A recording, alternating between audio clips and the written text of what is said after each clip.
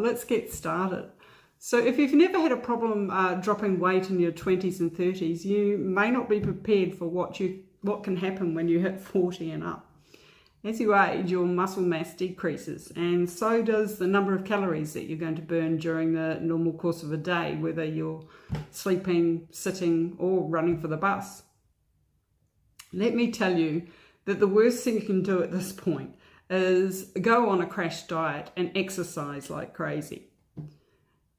So here's a good bit of news for a change.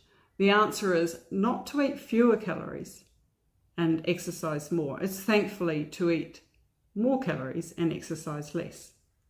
Things are getting easier, and so they should. I reckon we deserve it at this point.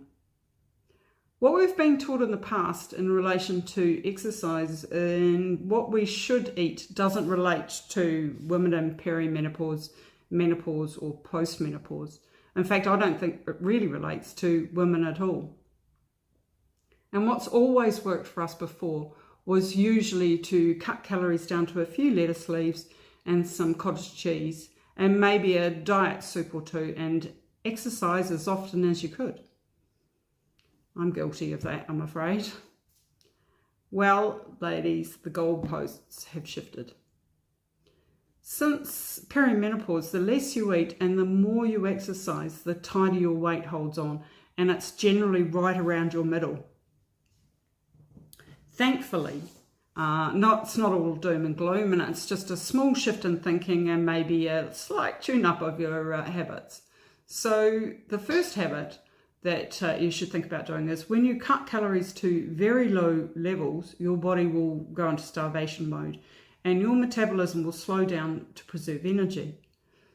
So when you're starting normally again, your metabolism doesn't snap back. No, it stays right where it put, and it's the extra food that you eat goes on as fat. I'm not saying don't cut calories, of course. Your energy coming in needs to be less than your energy going out to lose weight, but there are easier ways that you can achieve this.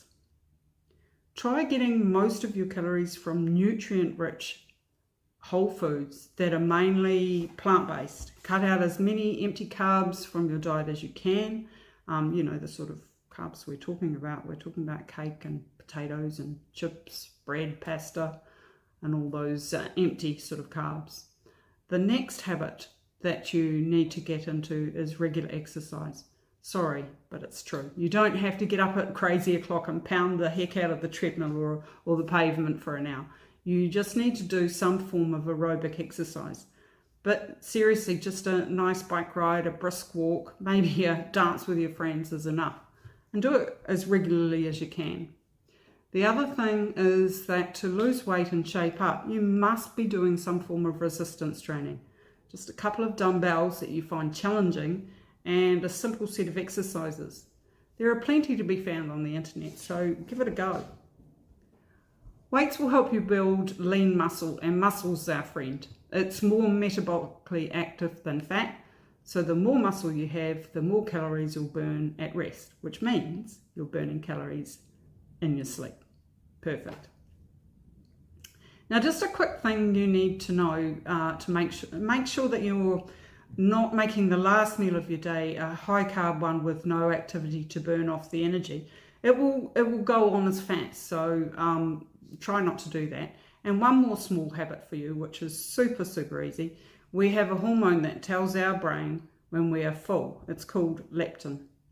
Leptin decreases like everything else as we age, except our bellies, of course, meaning we're more likely to eat more calories than we need and store the extra as belly fat. Eating more good quality protein is a game changer in this instance.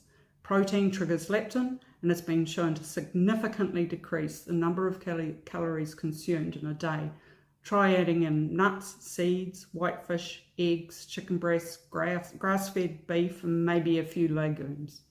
Right, so if you've got any questions, throw them in the comments and I'll endeavour to answer them. Also, if you've got any feedback, I'd love to hear it. Thanks for listening, and I'll see you next time.